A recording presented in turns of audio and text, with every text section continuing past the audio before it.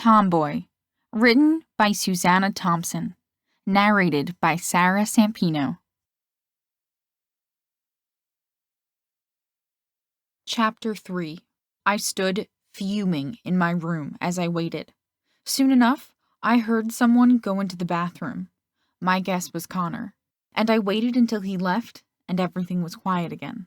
Then, I carried on with my plan to take a shower. As I began to take my clothes off in the bathroom, I spotted condoms in the wastebasket. The idiots hadn't even thought about concealing them from view. I threw a few tissues on top of them. Despite how mad I was, the instinct to cover for the guys was automatic. Unbidden, an old memory surfaced in my mind. We were 8 years old. Daddy had promised not to drink anymore. He had promised. Yet we were once again woken late at night by our parents yelling at each other. Connor crept into my room and cuddled with me as we listened to the familiar argument. The next day was Saturday, and Connor's friend came over to play. Mom said to go to the playground because Daddy was still sleeping. The boys wanted to play baseball, but I was just going to climb on the playground equipment. Connor said that he had to go to the bathroom, so Jake was waiting for him in our yard. I grabbed a baseball and marched toward the backyard. Jake followed me. "Want to play, Cam?" "No," I answered tersely. Then I threw the baseball with all my might into my parents' bedroom window. It made a satisfyingly loud sound as it broke the glass.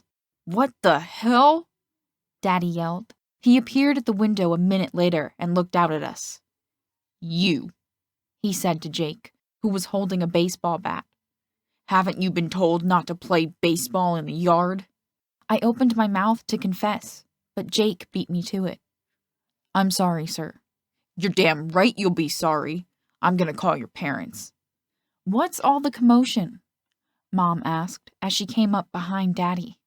"That damn kid broke my window," he said as he scowled at Jake. "Watch your mouth in front of the children," Mom admonished. "It was an accident, Paul."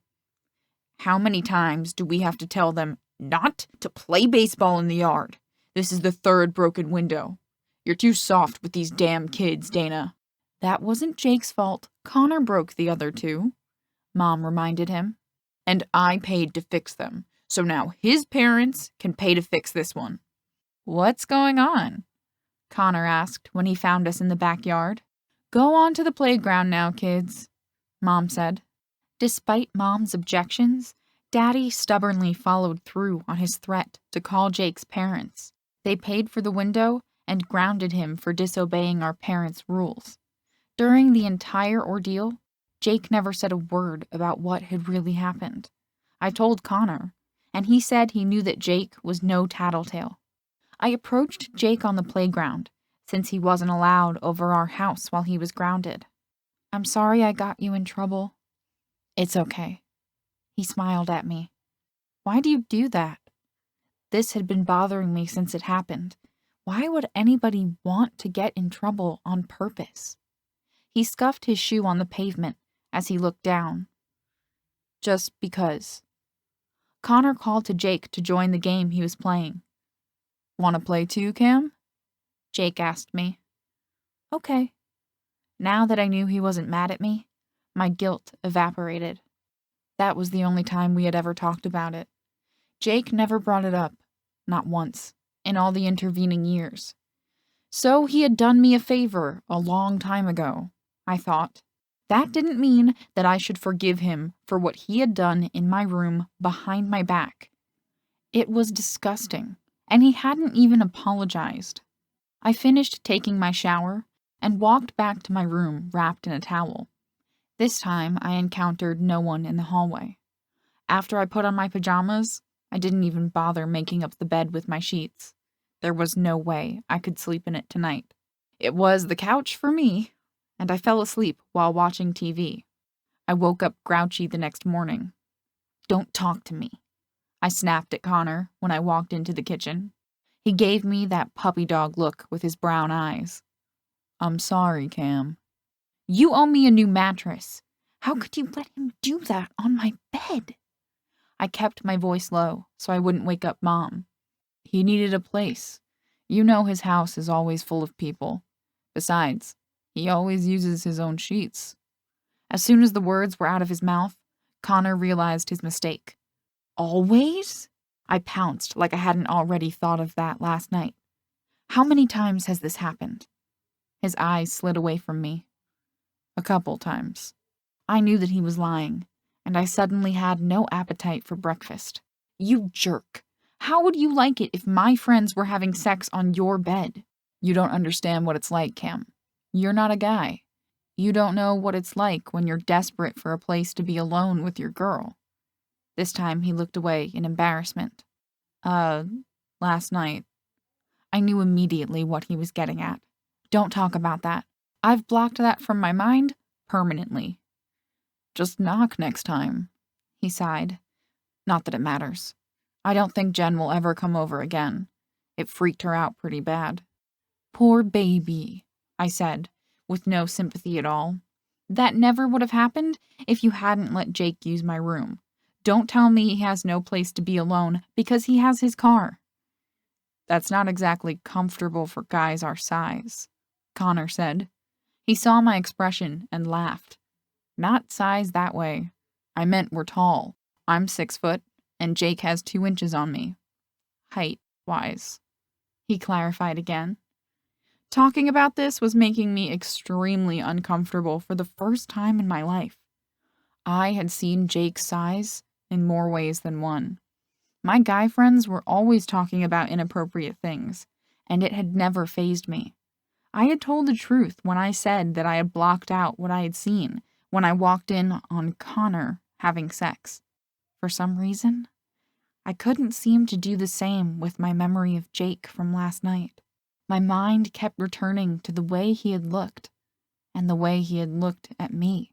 "I'll forgive you this time, but I'm warning you that I'll seek revenge if you ever let him set foot in my room again.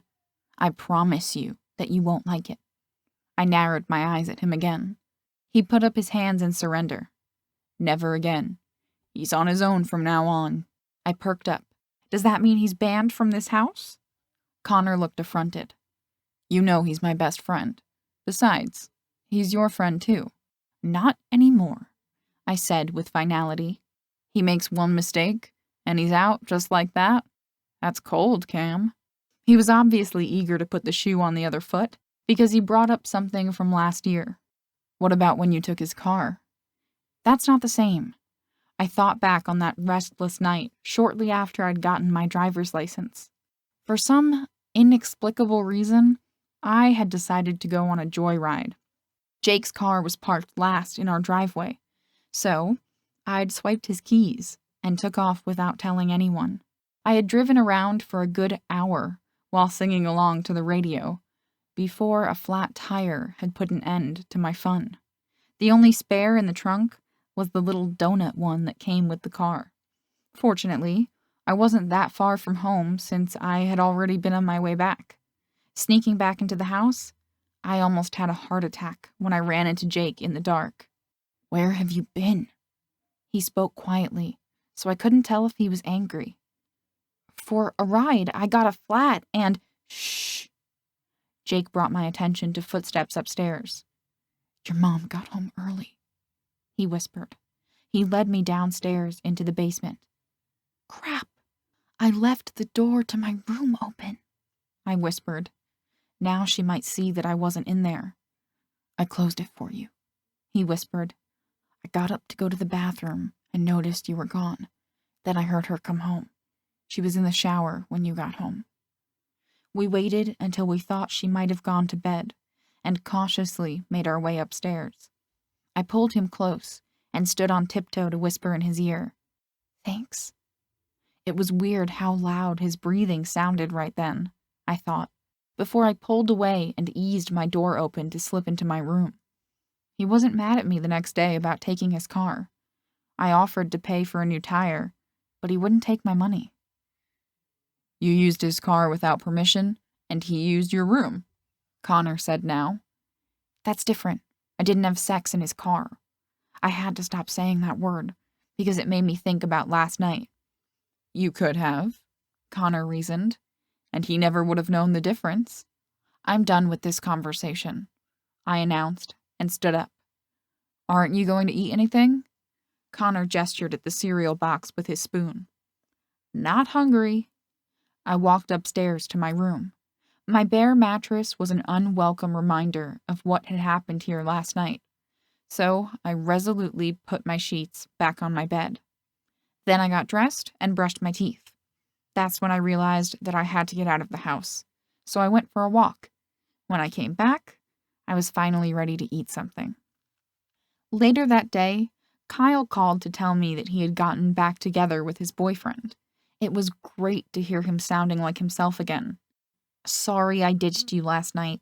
I'll make it up to you with a fun sleepover now that I'm not such a drag. Is your mom working tonight? No, she's off. Maybe we can do it next Friday night? My mom was big on all of us eating our meals together when she was home. It was our time to catch up with each other and have some family time. So, how was your night? Kyle asked.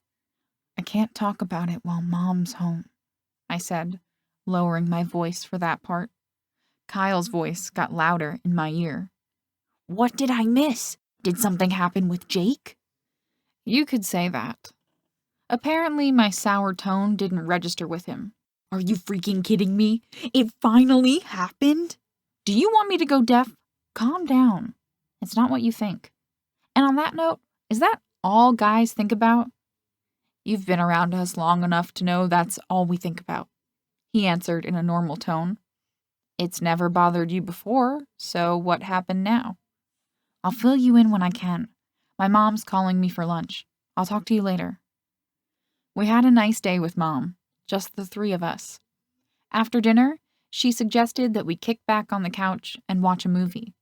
Connor said that Jake was coming over, and they were going to hang out in the basement. Mom said that she and I could watch a chick flick then. She occasionally insisted that I needed some girl time. Those were the only times that I watched romantic movies. Mom got a phone call from her boyfriend and told me that she would be down soon to watch the movie with me. She went upstairs to her room to talk in private, while I turned on the TV and idly flipped through different channels. I heard Jake arrive, and he stopped in the living room to talk to me, while Connor went downstairs to the basement. What are you watching? I stared unseeing at the TV. Nothing yet. Mom and I are going to watch a movie.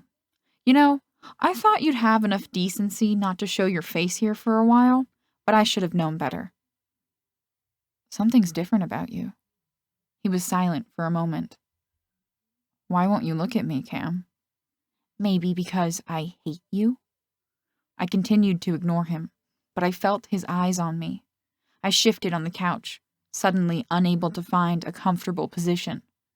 Aren't you supposed to be hanging out in the basement? I asked in irritation. He stepped in front of me and leaned down until I was forced to make eye contact with him. You can't stop picturing me naked, can you, Cam?